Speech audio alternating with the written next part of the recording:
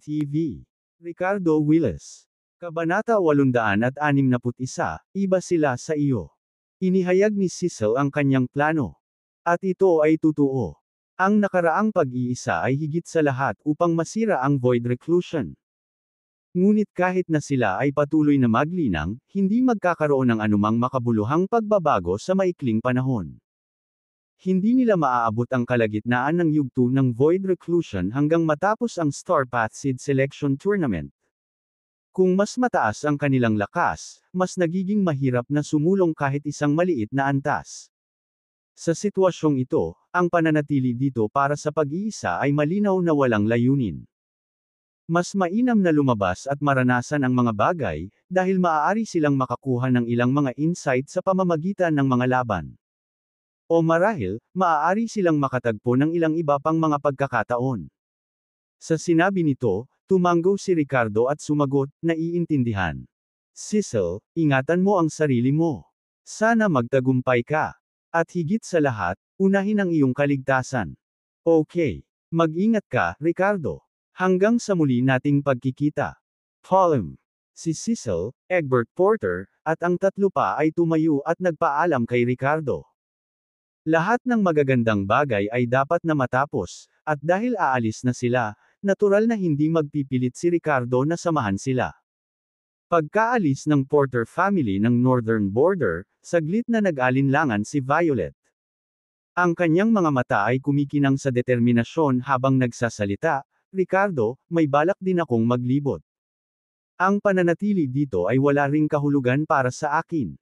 Dati ay isang layaw na prinsesa ng Ancient Willis family, si Violet ngayon ay nagdadala ng malalim na mga hinaing. Ang Star Path Seed Selection Tournament ay isang pagkakataon para sa kanya. Hindi naghanap ng ginhawa si Violet. Hinangad lang niyang pagbutihin ang sarili niya. Oh, aalis ka rin. Kumunot ang noo ni Ricardo at nagtanong. Oo. Desididong tumango si Violet. Well. Dahil aalis ka, bakit hindi mo sinamahan si Cecil at ang iba pa kanina? Mas maganda kung may kasama ka. Violet, huwag mong isipin na ang pagpasok sa Void Reclusion Realm ay sapat na para madaamin mo ang Mirror of Trials. Sa tansya ko, medyo marami na ang nakarating sa Void Reclusion Realm. Kung mag-isa kang maglalakbay, baka makatagpo ka pa ng mga panganib, paalala ni Ricardo sa kanya. Si Ricardo ay hindi gagawa ng mga desisyon para kay Violet. Hindi pa umabot sa puntong iyon ang kanilang relasyon. Gayunpaman, nag-alok siya ng ilang napapanahong payo. Nang marinig ito, ngumiti si Violet at sinabing, "Siyempre, alam ko na ang pagiging nasa maagang yugto ng Void Reclusion ay hindi ako magiging invincible dito. Ngunit lumahok ako sa paligsahan na ito hindi para maglaro ito ng ligtas kundi para ituloy ang lakas. Kung tungkol sa paglalakbay kasama si Cecil at ang iba pa." Sa puntong ito, umiling si Violet, walang emosyon ang kanyang ekspresyon. Hindi na kailangan. Iba sila sayo. Hindi ko sila lubos na mapagkakatiwalaan. Kung sabay tayong maglalakbay, kailangan nating maging maingat sa isa't isa. Mas mabuti pang pumunta akong mag-isa. Well, I think so. Pinunasan ni Ricardo ang kanyang ilong, pagkatapos ay naging seryoso ang kanyang tono. Barring any unexpected events, ipagpapatuloy ko ang paglilinang dito sa mga susunod na araw. Alalahanin ang daan pabalik, at kung makatagpo ka ng anumang panganib, maaari kang bumalik dito anumang oras. Nang marinig ito, sumilay sa mga mata ni Violet ang pasasalamat at pagiging komplikado.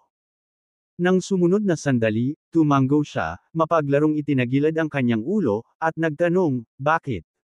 Nag-aalala sa akin.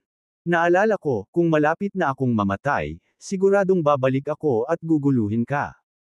Paul. With that, ngumiti siya at tumalikod. Nang makitang mawala si Violet sa kanyang paningin, ibinaling ni Ricardo ang kanyang ulo kay Savannah sa tabi niya. Miss Graham, ikaw naman. May balak ka rin bang umalis? Nang marinig ito, napaawang ang labi ni Savannah.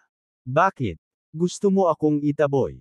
Naabot na nila ang Void Reclusion Realm, habang ako ay nasa late nascent soul stage pa lang. Ayokong ligawan si kamatayan. Ricardo chuckled, hindi ko naman sinasadya. Huwag na nating pag-usapan at ipagpatuloy ang ating masipag na paglilinang. Oh! Tahimik na tumango si Savannah, puno ng hinanakit ang maganda niyang mga mata habang pinagmamasdan si Ricardo na tumalikod at naglakad palayo. Ang taong ito ay nakatuon lamang sa paglilinang. Hindi na siya magsasalita pa. Sigh. Sumunod, si Ricardo ay patuloy na masigasig na sumipsip ng kapangyarihan ng araw at buwan na parang adik dito. Huminahon din si Savannah at nakatuon sa pagpapabuti ng kanyang lakas sa pamamagitan ng paglilinang. Bilang isang grupo ng mga kandidato na orihinal na natigil sa tuktok ng yugto ng Nascent Soul na sunod-sunod na gumawa ng mga tagumpay, ang maikling katahimikan sa loob ng Mirror of Trials ay nagsimulang unti-unting nabasag. Ang mga kandidato ay nagsimulang maging aktibo muli, nakikipagtagpo sa isa't isa, nakikibahagi sa mga laban, at nakikipagkumpetensya para sa swerte at mga pagkakataon. Sa mga lambak, isang grupo ng 5 tao ang pumasok sa lugar na ito. Nangunguna sa kanila ang isang makisig na binata na nakasuot ng puti, na may hawak na folding fan, na tila isang pinong ginoo. Ang kanyang pangalan ay Lyndon Bishop, ang young master ng isang sinaunang sekta na tinatawag na Seven Star Pavilion. Katatapos lang niyang pumasok sa Void Reclusion Realm at nagsimula sa isang pakikipagsapalaran kasama ang kanyang mga kapwa-miyembro ng sekta sa Mirror of Trials. Ang iba pang 4 na tao sa tabi niya ay mga eksperto din na kamakailan ay umabot sa maagang yugto ng Void Reclusion. Young Master, ikaw at si Marmaduke ay nakalusot sa Void Reclusion Realm. Nasa tuktok na kaming 3 ng Nascent Soul Stage. Ang ganoong lakas ay marahil kabilang sa pinakamahusay sa Mirror of Trials, tama ba? Sabi ng isang tao. Sigurado. Sa 2 eksperto sa Void Reclusion, maging ang Leland ng Kunlun Divine Mountains at Adele ng Panglay Fairy Island ay kailangang maging maingat, papuri ng isa sa kanilang young master at sa iba pang matangkad na kabataan. Sandali lang ang nakalipas, ang Melvin Davis na iyon mula sa Ancient Davis family, nakakapasok lang sa Void Reclusion Stage, ay nang ahas na harapin kami. Dahil dito, mabilis siyang natalo ng magkasanib na pagsisikap ng Young Master at Marmaduke sa loob ng 10 galaw. Hahaha. Pinuri ng 3 alagad ng 7 Star Pavilion ang kanilang Young Master at ang iba pang matangkad na kabataan. Pero hindi natin masasabi yan for sure. Sa aming mga tagumpay, malamang na ang ibang mahuhusay na kalahok ay gagawa din ng makabuluhang pag-unlad. Mahinahong sabi ng matangkad na kabataan, si Marmaduke Bishop. Pagkatapos niyang magsalita, pinitik ni Lyndon ang kanyang folding fan, na nagdulot ng malutong na tunog. Umiling siya at sinabing, Marmaduke, hindi natin dapat maliitin ang ating sarili. Naniniwala ako na may 70% pagkakataon na ikaw o ako ay makakarating sa dulo at maging binhi ng Star Path. Sa puntong ito, tumingin siya sa langit at bamulong, anong nangyayari? Sa mga araw na ito, parang padilim ng padilim ang langit. Maliwanag na araw, mataas ang araw sa langit, pero parang gabi.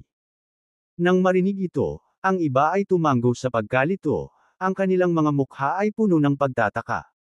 Walang mga ulap sa kalangitan, at ang araw ay malinaw na naroroon, ngunit ito ay parang makulimlim. Oo. Ang langit ay nagiging madilim araw-araw, at hindi ko alam kung ano ang nangyayari. Narinig ko na ang araw sa Mirror of Trials ay talagang peke. Baka maubusan na. Sino ang nakakaalam? Baka uulan talaga. Tayo na, magpahinga sa lambak sa unahan. Habang pinag-uusapan nila ang langit, naglakad ang grupo papunta sa lambak. Ilang sandali pa, biglang nagbago ang ekspresyon ng 5 tao. May tao. Kabanata 862, Ricardo, naaalala mo ba?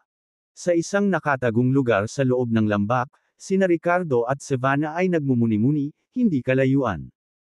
Pagpasok ng grupo ng 5, kasama na si Lyndon, agad nilang napansin ang 2.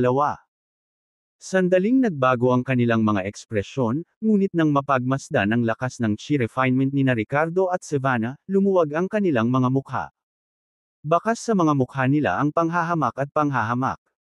Ang lalaki ay nasa mid-nascent soul stage lamang, habang ang babae ay may bahagyang mas mataas na kapangyarihan, sa huling yugto ng nascent soul. Magkasama, maaaring hindi sila maging katugma ng pinakamahina sa lima. Matapos lumuwag ang ekspresyon ni Lyndon, bumagsak ang kanyang tingin kay Savannah, na nagpapakita ng bakas ng pagtataka. Dalawang basura, madaling itapon. Sabi ng matangkad na binata, si Marmaduke, habang nakatitig kay Ricardo at Savannah na may bakas ng pagpatay. Gayunpaman, ikinaway ni Lyndon ang kanyang kamay at sinabing, "Hoy, Marmaduke, huwag kang masyadong magmadali sa pagkilos." Pagkasabi nito, humawak siya ng folding fan at matikas na naglakad patungo sa Savannah. Sa sandaling ito, kapwa tumigil sina Savannah at Ricardo sa kanilang pagtatanim at matamang nakatingin sa grupo ng mga tao sa harapan nila. Nang makitang may lumalapit sa kanya, ang napakagandang mukha ni Savannah ay nagpakita ng pagkaseryoso at pag-iingat. "Tumigil ka. Anong gusto mo?" Malamig niyang tanong. Isang magiliw na ngiti ang sumilay sa mukha ni Lyndon nang sumagot siya kay Savannah, "Miss, hindi mo kailangang kabahan. Ako si Lyndon, ang young master ng Seven Star Pavilion. Maaari ko bang malaman ang iyong pangalan?" Kumunot ang noo ni Savannah at walang ekspresyon na sinabi, "Hindi ko na kailangang sabihin sa iyo ang pangalan ko. Kung wala kang mahalagang sasabihin, mangyaring umalis at huwag mong istorbohin ang aming paglilinang." Nang marinig ito, tumaas ang isang kilay ni Lyndon at bahagyang pinaikit ang kanyang mga mata. Ang magalang niyang ngiti ay unti-unting napalitan ng mali siya. "Miss, hindi mo ba ako binibigyan ng mukha? Akala ko parang pamilyar ka, kaya hindi ko sinasadyang kumilos laban sa iyo. Pero parang hindi ka masyadong friendly sa akin, Ham." Sa sandaling ito, ang isa sa mga payat na kabataan sa tabi niya ay malamig na ngumuso at itinuro si Savannah, na nagsasabing, "Bata, ang swerte mo at nagustuhan ka ng ating young master. Huwag mo siyang igalang. Alam mo ba na sa salamin ng mga pagsubok na ito, kapag nagkita ang mga estranghero, ito ay isang away ng walang pag-aalinlangan. Sa iyong kakarampot na lakas, ang pagharap sa iba ay nangangahulugan lamang ng isang salita, kamatayan. Ngayon, kung ang aming young master ay handang makipag-usap sa iyo ng mabuti, dapat kang magmadali at pumunta upang magbigay ng respeto. Tama na yan. Girl, saan ka nang galing? Sa pamamagitan lamang ng late nascent soul stage strength, dapat kang sumunod na pumunta at humingi ng tawad sa ating young master. Kung hindi, sigaw ng isa pang tao. Si Ricardo, malamig na nagmamasid, ay hindi maiwasang hindi makapagsalita at naaliw. Nang makita si Lyndon na nagnanasa kay Savannah habang ang kanyang entourage ay nagsisilbing mga alipors, tila kahit na ang mga magsasaka mula sa sinaunang kaharian, maging sa void reclusion o huling yugto ng nascent soul, ay hindi talaga naiiba sa secular na mundo. "Hoy, tumahimik kayong lahat. Paano natin kakausapin ang dalagang ito?" Pinagalitan ni Lyndon ang kanyang mga kapwa-alagad sa isang mapagpanggap na paraan. Speaking, squinting at Savannah, "Miss, andito na po ang sitwasyon. Kung handa kang makipagkaibigan sa akin, hindi ako magbubuhat sa iyo o sa iyong mga kasama. Baka hayaan pa kitang sumali sa team ko at protektahan ka sa Mirror of Trials na ito. Kaya, paano kung sumama ka sa akin ng mag-isa sa kuwebang iyon para makipag-chat?" Pagkasabi niyan, itinuro ni Lyndon ang isang kalapit na kuweba. Ito ang lugar kung saan minsan naintindihan ni Ricardo ang Dragon Tiger Dual Form Fist. Sa sandaling ito, gusto ni Lyndon na pumasok si Savannah sa loob ng mag-isa, at kung ano ang gusto niyang gawin ay malamang na naiintindihan ng sinumang lalaki. Sa pagbagsak ng mga salita, isang pahiwatig ng malakas na pagtutol at pagkasuklam ang lumitaw sa magagandang mata ni Savannah. Sa sumunod na segundo, lumingon siya kay Ricardo, hindi napigilan ang pag-igting ng kanyang mga ngipin, bakas ng galit ang bumabalot sa kanyang magandang mukha. Nakaupo lang ang lalaking iyon, nakatingin na parang walang kinalaman sa kanya. "Ricardo, wala ka bang nakitang nang-aasar sa akin? Wala ka bang pakialam?" Mapait na tanong ni Savannah na may bahid ng hinanakit sa tono nito. Ricardo chuckled, "Syempre, nakita ko. Ngunit hindi ka nila nahawakan. Gusto ka lang nilang maging kaibigan, at most perso ka. Hindi naman ako pwedeng makialam dyan, di ba? Sa bagay, hindi ko alam ang ugali mo. Nakikita kong elegante at gwapo ang kaibigang ito. Kung sakaling maging interesado ka, hindi ba't isang buzzkill para sa akin ang makialam at sirain ang iyong magandang kapalaran? Pagkarinig nito, tinitigan ni Savannah si Ricardo gamit ang magagandang mata na halos magalit. Ikaw, Envelope Ram, A. Erg ang nagmamay-ari ng nilalamang ito. Bastos. Nang marinig ang mga salitang ito, ipinakita ni Linden at ng kanyang apat na kasamahan ang mapaglaro at mapanlait na tingin sa kanilang mga mukha. Humagalpak ng tawa ang payat na binata, anak, ang bait mo. Ang duwag. Gusto ng ating young master na babae ang kasama mong babae, pero ganito ka pa rin. Duwag. Hoy, hindi mo dapat sinabi yan. Ang tawag dito ay pagiging matalino. Tama na yan. Ang isang mid-nascent soul na basura na tulad mo, na isinuko ang iyong babaeng kasama para iligtas ang sarili mong buhay, ay itinuturing na isang matalinong hakbang. Sa sandaling ito, binuksan ni Linden ang kanyang folding fan at tumingin kay Ricardo na may mapanuksong ekspresyon. Anak, hindi ka masama. Kung isa sa alang-alang kung gaano ka kahusay magsalita, hanggat ang binibini na ito ay may kaaya-ayang pakikipag-usap sa akin sa kuweba, maaari kong isaalang-alang na payagan kang sumama. Sa salamin ng mga pagsubok na nagpoprotekta sa iyo, maaari kang maging aking maliit na lapdog. Hihihi. Pagkarinig nito ay agad na bumungad sa magandang mukha ni Savannah ang matinding galit. Ricardo, malinaw na sinasabi ko sa iyo ngayon, naiinis ako sa kanila. So, pwede ka bang makialam ngayon?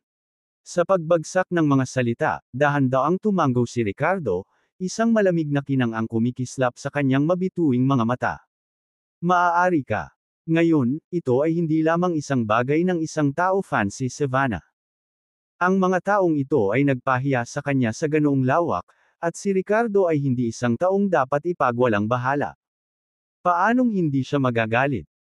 Tumingin siya kay Linden at sa kanyang apat na kasama, at sinabing dahan-dahan at sadyang, lumuhad ka, bawat isa sa inyo ay sampilan ang sarili ng 10 beses at ibigay ang boundary talisman sa inyong mga katawan, at baka maligtas ko ang inyong buhay. Nang marinig ang mga salitang ito, si Linden at ang kanyang apat na kasama ay pansamantalang natigilan. Tapos, nagtawanan sila, parang may narinig silang nakakatuwa. Kabanata 863, hindi kailangang magpigil. Natagpuan ni Linden at ng kanyang apat na kasamahan na ang mga salita ni Ricardo ay walang iba kundi isang biro. Imagine, isang mid-nascent soul cultivator ang nagyayabang laban sa isang team na binubuo ng 2 early void reclusion cultivator at 3 late nascent soul pick cultivator. Nakakatuwa talaga. Kaya naman hindi napigilan ni Linden at ng kanyang mga kasama ang tumawa ng walang pigil. Hahaha, ano yung narinig ko? Isang mid-nascent soul na basura na nagbabanta sa atin. Anak, kung magiging duwag ka, maging isa ka hanggang sa huli. Kung ang aming young master ay nanligaw sa iyong kasamang babae, dapat mong itali ang iyong buntot sa pagitan ng iyong mga binti, maintindihan. Dati ang bait mo noong una, bakit ngayon gusto mo nang mamatay? Ang 3 alapyer sa tuktok ng yumaong nascent soul, na nanunuya at nanunuya kay Ricardo, ay tumingin sa kanya ng may paghamak. Maging si Marmaduke, na mukhang mas composed, ay hindi maiwasang mapamura at umiling. Anak, kung wala kang lakas, huwag mong subukang kumilos ng matigas. Si Linden, na nagpapaypay sa kanyang sarili, ay nagsuot ng gwapong mukha na puno ng pangungutya at kataasan. Tinuro niya ang lupa sa ilalim niya at tinawanan si Ricardo. Anak, kung ayaw mong mamatay, lumuhad ka at dilaan mo ng malinis ang aking bota. Baka makaligtaan ng young master na ito ang mga mayayabang mong salita. Kung hindi, mamamatay kayong lahat. Bago niya matapos ang kanyang pangungusap, tumapak si Ricardo ng malakas sa lupa at nag-transform sa isang projectile, na umaakay patungo sa 5 individual mula sa 7-star pavilion. Wala ng idle talk, direktang umatake. Naghahanap ng kamatayan. Patayin siya. Nang makita ito, naging malamig ang ekspresyon ni Linden, at nagsalita siya sa malamig na tono. Ang payat na binata, nang marinig ang kanyang mga salita, ay direktang sinalubong siya. Ang iba, gayunpaman, ay nanatiling nakatayo ng walang anumang balak na kumilos. Sa kanilang mga mata, ang pakikitungo sa isang mid-nascent soul weakling ay kasing dali ng pie para sa peak nascent soul cultivator. Boom! Sa sumunod na sandali, si Ricardo ay bumagsak sa lupa na parang bulalakaw. Kasabay ng malakas na pagsabog, lumitaw ang isang malaking bunganga, at ang dating matibay na lupa sa paligid nito ay lumundag na parang alon. Agad na nabuo ang nakakakilabot na mga bitik. Direktang ginamit ni Ricardo ang kanyang group battle mystic art, Pulse of the Earth. Pa! Pa! Pa! Sa sandaling ang Pulse of the Earth ay pinakawalan, tatlong figure ang agad na inalog sa hangin. Ang tatlong pinakamataas na eksperto sa nascent soul ay nagsimulang umubo ng dugo, malubhang na sugatan. Ito ang unang pagkakataon na ginamit ni Ricardo ang Pulse of the Earth pagkatapos na maunawaan ang mga simulain ng Solid Earth Way. Ang orihinal na epekto ng Pulse of the Earth ay tila hamina. Sa labanan, mayroon itong nakapipinsalang epekto na nakabatay sa saklaw laban sa mga mas mababang antas na mga kaaway, ngunit laban sa mga kalaban ng parehong antas, kahit na may dagdag na epekto ng 10 beses na gravity, maaari lamang itong bahagyang makagambala sa kanila. Gayunpaman, ngayong naunawaan na ni Ricardo ang mga simulain ng Solid Earth Way, ang kapangyarihan ng Pulse of the Earth ay sumailalim sa isang qualitative na pagbabago. Nagdala ito ng napakabigat na puwersa ng Solid Earth Way, na ginagawa itong napakalakas. Ang tatlong pinakamataas na eksperto sa nascent soul ay direktang inalog sa himpapawid, umubo ng dugo mula sa kanilang mga bibig, na lubhang nasugatan. Maging sina Linden at Marmaduke, dalawang maagang nagsasaka ng void reclusion, ay humihingal at nawalan ng balanse. Pakiramdam nila ay parang tinamaan ng husto ang kanilang mga laman loob, na nakaranas ng bahagyang pinsala sa loob. Bang! Bang! Bang! Ang pag-atake ni Ricardo ay hindi lamang mabigat sa power of the Earth's depths, ngunit nagtataglay din ng matinding siklab na dulot ng kumpletong thunder at lightning daw at ang nakakatakot na power of death. Sa pamamagitan ng tatlong muffled sounds, walang awang hinampas ni Ricardo ng suntok at sipa ang tatlong payat na binata. Ang tatlo sa kanila ay nasuspine sa himpapawid, hindi makahiram ng anumang puwersa. Inalog sila ng Pulse of the Earth, ganap na disoriented, tulad ng mga isda sa isang chopping board. Wala silang pagkakataong mapunta. Ang kanilang mga katawan ay talagang nabasag sa mga suntok at sipa ni Ricardo, na naging tatlong putol na braso na bumagsak sa lupa. Si Ricardo, na nakabisado ang kumpletong thunder at lightning daw, ay nagpakawala ng mga pag-atake na sadyang mabangis. Kasabay ng pagpapala ng makapal na lupa at ang embryonic na anyo ng Way of Death, pati na rin ang dobleng pisikal na lakas na natamo rito, ang intensity ng kanyang mga casual na pag-atake ay nalampasan ng isang early stage na void reclusion expert. Paano makakayanan ng isang tao sa tuktok ng nascent soul sa bandang huli ang kanyang welga? Ikaw, paano ito posible? Sina Linden at Marmaduke, sa sandaling ito, ay nanlaki ang kanilang mga mata sa matinding takot. Ang kanilang mga mukha ay puno ng hindi makapaniwala. Upang direktang pumatay ng isang tao sa kalagitnaan ng yugto ng nascent soul ng madali, na nakaabot sa tuktok ng nascent soul sa bandang huli. At hindi lang isa, kundi tatlo sa isang iglap. Kung alam nilang 7 tao ang napatay ni Ricardo sa isang welga 5 araw na ang nakakaraan, hindi nila alam kung paano magre-react. Ang susunod na haharap sa akin ay kayong dalawa. Mamatay. Malamig na bamantong hininga si Ricardo at lumundag na parang mabangis na tigre na bumababa mula sa bundok. Kahit na hindi gumagamit ng totoong chi, ang pagdaan lamang ng kanyang pisikal na katawan ay nagdulot ng pagsabog ng hangin na tila kayang gumuho ng espasyo. Ang pangangatawan ni Ricardo, na malapit na sa huling yugto ng myriad forms, ay naging katulad niya sa isang naglalakad na high-density na maliit na asteroid. Ang lakas ng isang tao sa kalagitnaan ng yugto ng nascent soul. Humph, paraan lang iyon para linlanggan ang kalaban. Mayabang. Kahit na makapatay ka ng isang tao sa tuktok ng nascent soul sa bandang huli, hindi ka magiging katugma sa void reclusion realm. Matigas na sigaw ni Linden. Young Master, sabay nating salakayin at patayin siya. Si Marmaduke, medyo maingat, ay sumigaw ng malakas sa kalaban. Sa sumunod na sandali, sabay na humarap ang dalawa kay Ricardo. Ang natitiklop na pamaypay ni Linden ang kanyang sandata, habang si Marmaduke ay may hawak na isang pares ng maiikling kutsilyo, ang kanyang mga pag-atake ay tuso at walang awa. Nakatayo si Ricardo, walang kamay, nakaharap sa dalawa. Sa banal na kakayahan ng Rich Soil Unyielding Form at ang mid-stage na Myriad Forms Physique, ang kanyang katawan ang kanyang pinakamaaasahang divine weapon. Khlang! Khlang! Bumangga ang kamao ni Ricardo sa natitiklop na pamaypay ni Linden, na nagbunga ng matunog na salpukan ng ginto at bakal na nagpalipad kay Linden.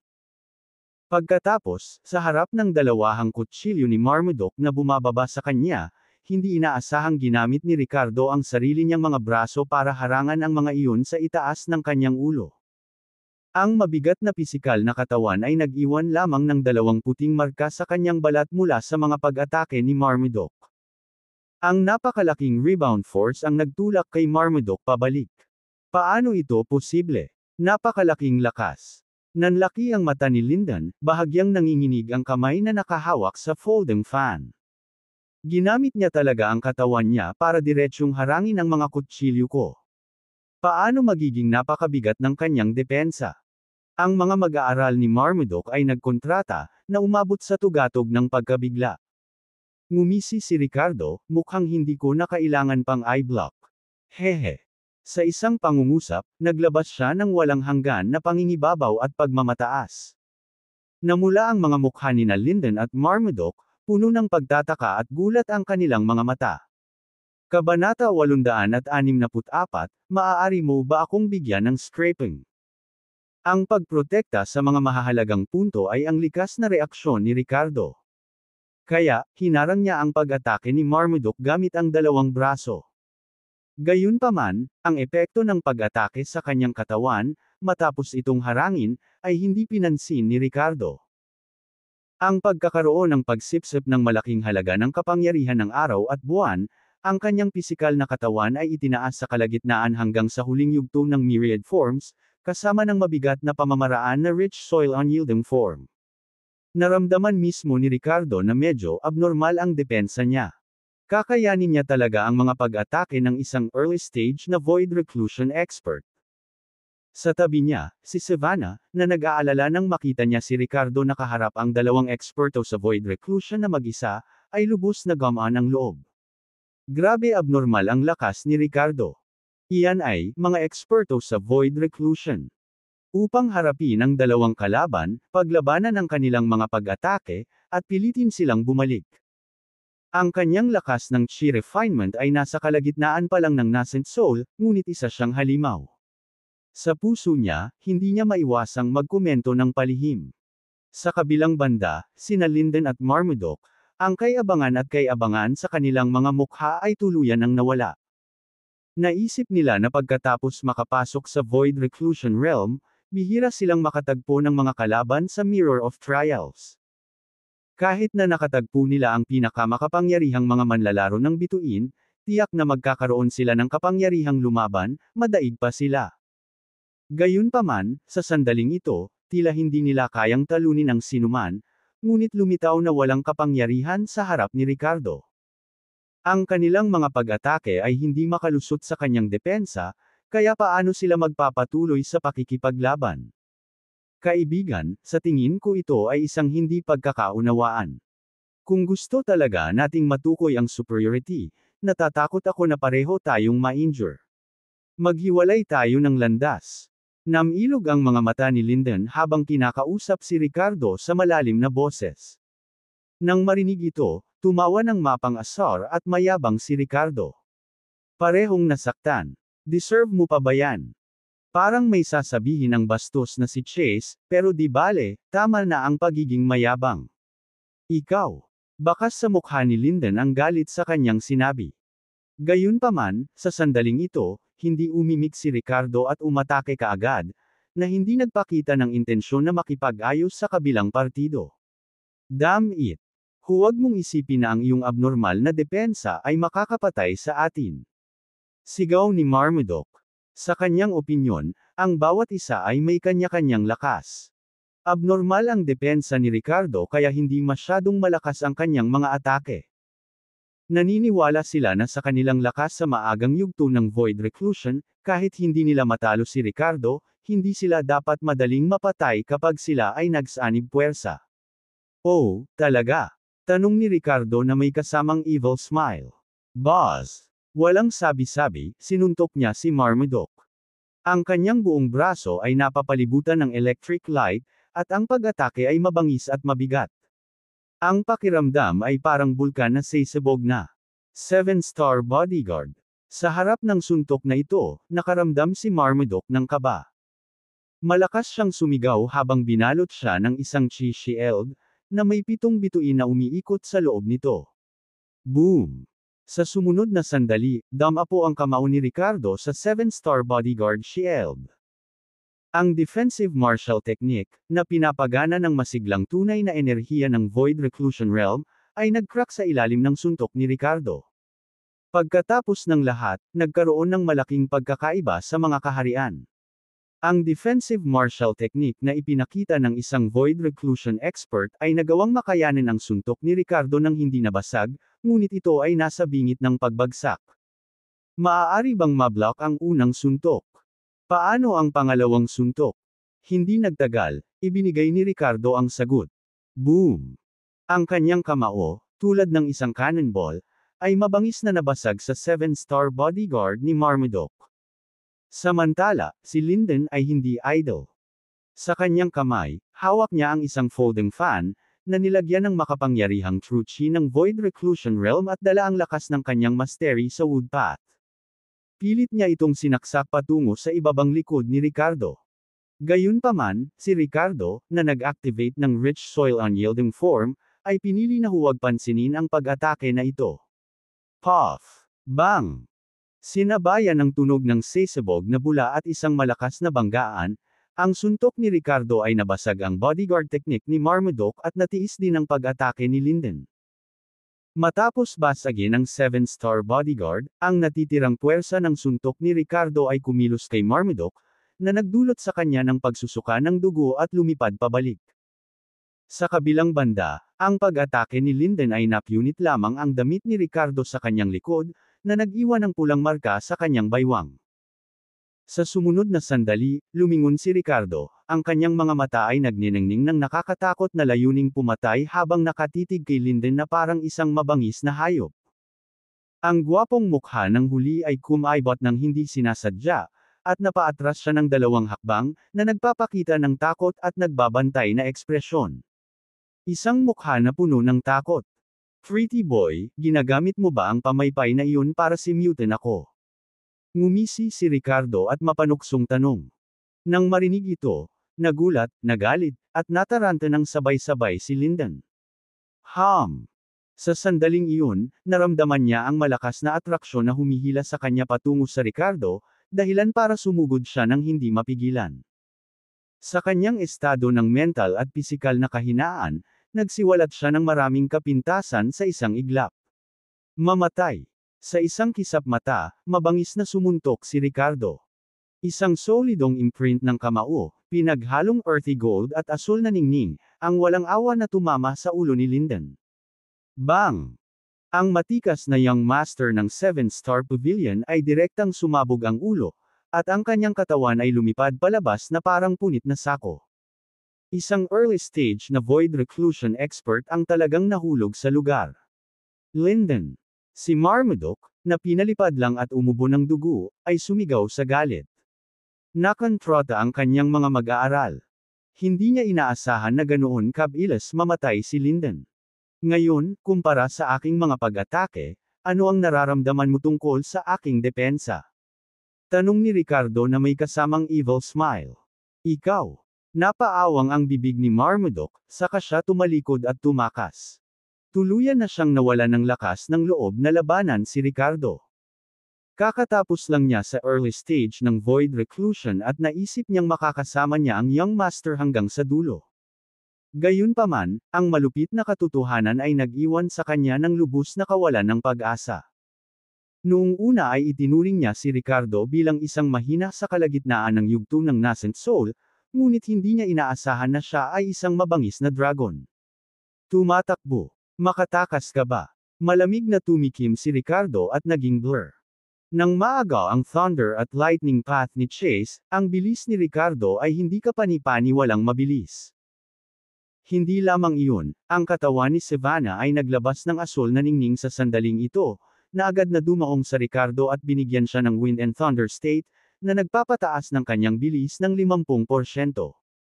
Parang nag-teleport, agad na sumulpot si Ricardo sa harap ni Marmaduke. Nakalok ang nakakatakot na hangarin sa pagpatay sa kanyang kalaban. Ipaglalaban kita. Hindi dapat ikahiya ang Void Reclusion. Nang makita ito, ipinakita ni Marmaduke ang hitsura ng kabaliwan at determinasyon, naghahanda na labanan si Ricardo hanggang sa kamatayan. Kabanata 865, Binalot ng kadiliman ang mundo. Pagkatapos ng 10 paghinga. Nakahiga si Marmaduke sa lupa, bumagsak ang kanyang dibdib, tumutulo ang dugo mula sa kanyang bibig at ilong, dala ang mga pira-piraso ng kanyang mga laman loob. Nagkapira-piraso ang dalawang maiikling patalim na hawak niya na hindi alam kung nasaan. Tumabi sa kanya si Ricardo, nakatingin sa ibaba na may malabong ngiti. Ang Void Reclusion ay hindi mahawakan. Ngunit maaari itong patayin. Ikaw. Ibinuka ni Marmaduke ang kanyang bibig, ngunit sa huli, walang lumabas na salita. Natapos ang kanyang buhay sa isang ungol. Dalawang mabigat na eksperto sa Void Reclusion ang magkasunod na bumagsak sa kamay ni Ricardo. Huminga ng malalim si Savannah, gulat na gulat. Noong una, nang masaksihan niya si Ricardo na walang kahirap-hirap na pinatay ang isang pinakamataas na dalubhasa sa nascent soul, naisip niya na iyon na ang limitasyon niya, ang rurok ng kanyang lakas. Naniniwala siya na maaaring overmatch siya laban sa mga powerhouse ng Void Reclusion. Gayunpaman, ngayon, habang pinagmamasdan niya ang walang buhay na mga katawan ni Linden at Marmaduke, napagtanto ni Savannah na minamaliit niya si Ricardo. Ang kanyang husay sa pakikipaglaban ay tila walang kaugnayan sa kanyang antas ng paglilinang. Sa sandaling ito, sinimulan ni Ricardo na ayusin ang larangan ng digmaan at hawakan ang mga katawan ng 5 miyembro ng 7-Star Pavilion. Pero biglang nagbago ang ekspresyon niya. Sa susunod na segundo, pinahiran niya ang kanyang mga mata ng Draconic Aura, isang silver light ang kumislap, at na-activate niya ang Celestial Eye technique sa loob ng Dragon Gaze Heavenward technique. Namangha si Ricardo nang makita ang 5 kaluluwang umiikot sa ere, na parang tahimik na sumisigaw sa sakit. Pagkatapos, sa isang swoosh, lumipad sila patungo sa tuktok ng bundok sa hilagang bahagi ng lambak. Siyempre, hindi ang mga kaluluwa ni Linden at ng iba pa ang kusang lumilipad doon. Pilit silang hinihila at kinipigilan ng hindi kilalang kapangyarihan. Ang sarap! Upang lamunin ang mga kaluluwa ng dalawang individual na nakapasok sa Internal Fusion Realm, ito ay tunay na isang napakasarap na kapistahan. Bayaw, salamat! Hahaha! Ngunit, alam ba ng aking hipag at ng iba pa na ikaw, ang hamak na ito, ay nakikipag-ugnayan sa ibang magagandang babae? Hahaha! Sa sandaling ito, isang matalim na halakhak ang umalangaw-ngaw, isang tawa ng isang babae na nagpang-inig sa kanyang gulugod, na katulad ng tili ng isang namamatay na ibon. Bagamat parang nanunuya, may dala itong makapal na aura ng malisya, hinanakit, at puot. Nanghina ang mga mag-aaral ni Ricardo nang makita niya ang isang figure ng isang babae na nakatayo sa tuktok ng bundok. Ito ay walang iba kundi si Harlow. Gulat na bulalas ni Ricardo, puno ng matinding pagkabigla ang kanyang mukha. Ang taong biglang sumulpot, kinuha at nilalamon ang mga kaluluwa ni Linden at ng iba pa, ay walang iba kundi Harlow. Mula nang mamatay si Tio Romeo, ang tiyuhin ni Miranda, nawala si Harlow sa Edoland. Ang huling beses na nakita siya ni Ricardo ay sa kuweba ng Ghost Black Sect. Noon, natuklasan niyang nakakulong si Harlow sa pangunahing puno ng uhaw sa dugo na vampira, sa pag-aakalang siya ay biktima tulad ni Stephanie at ng iba pa. Sa oras na iyon, hindi niya masyadong iniisip iyon. Ngunit ngayon, sa hindi inaasahang pagkakataon, nakatagpo niya ang pinsan ni Miranda sa loob ng Mirror of Trials. Ang lalo pang ikinagulat ni Ricardo ay si Harlow pala ay isang Void Reclusion expert. She exuded a chilling aura that made one's hair stand on end. Oo, ako ito. Ricardo, hindi mo inaasahan na makakasalubong mo ako dito, di ba? Paano naman? Nagulat ka ba sa lakas ko ngayon? Ngunit dapat kong sabihin, ang iyong kapangyarihan ay lumampas din sa aking mga inaasahan. Hanggang sa muli nating pagkikita, hihihi. Sa paghina ng boses ni Harlow, nawala ang kanilang anyo ng walang bakas. Bagamat sila ay nagsiwalat ng kanilang mga sarili, malamang na wala silang sapat na kumpiyansa upang malampasan si Ricardo, kaya't pinili nilang huwag na munang makipagkomprontasyon sa pagkakataong ito. Matapos makuha ang mga kaluluwa ng 5 miyembro ng Linden, nagpasya si Harlow na umalis ng direkta. Ricardo, sino yun? Nakakaramdam ako ng masamang aura. Hindi, dapat kong sabihin ng isang makamulto na presensya, lumapit si Savannah, puno ng kawalan ng katiyakan ang kanyang boses. Nakatayo doon si Ricardo, kumunat ang noo, umiling-iling ng walang sabi-sabi. Talagang hindi inaasahan para sa kanya ang hitsura ni Harlow. Sa pagkakakulong ni Elisa, pagkamatay ni Romeo, at pagkawala ni Harlow, halos makalimutan na ni Ricardo ang pinsan ni Miranda sa kanyang alaala. Ngunit hindi niya inaasahan na lalabas si Harlow sa Mirror of Trials, na nakagawa ng ilang masamang pamamaraan at naabot ang Void Reclusion Realm. Lalo na ang paraan ng paglamon nila sa kaluluwa ng iba ay nagdulot ng panginginig sa gulugod ni Ricardo. Gayunpaman, walang intensyon si Ricardo na walang humpay na habulin si Harlow at patayin sila. Hindi niya gusto si Harlow, ngunit hindi niya masasabing kinasusuklaman niya ang mga ito. Hindi bale, hanggat hindi ako ginagalit ng babaeng ito, hindi ako mapakali na harapin siya. Patay na, nakakulong, o nakatakas ang pamilya ni Tio Romeo. Hindi na kailangang ganap na paksain ang mga ito. Kung tutuusin, pinsan sila ni Miranda. Napaisip si Ricardo. Bagamat medyo naging maingat at maingat siya kay Harlow, hindi niya ito masyadong pinansin. Ricardo, saan tayo pupunta ngayon? Hindi maiwasang magtanong ni Savannah. Wala kahit saan, ipagpapatuloy ko ang aking paglilinang. Umiling si Ricardo. Kung hindi dahil sa pagiging clueless ni Linden at ng iba pa, hinding-hindi niya iisipin ang pag-abala sa kanyang pagsasanay. Ang pagsasanay sa Sun Moon Dual Cultivation Technique at pagsipsip ng dalisay na kapangyarihan ng araw at buwan sa loob ng salamin ng mga pagsubok ay hindi kapani-paniwalang nakatutukso para kay Ricardo. Ang mga salungatan at labanan ay sumiklab sa lahat ng dako sa loob ng Mirror of Trials. Habang dumarami ang mga kalahok na nakapasok sa Void Reclusion Realm, naging mas matindi ang kompetisyon. Ang bilang ng mga inalis na individual ay lumaki ng husto. Ang ilang mga kalahok na dating napaboran ay sunod-sunod ding natanggal. Gayunpaman, sa Star Path Seed Selection Tournament na ito, lumitaw din ang ilang Dark Horse.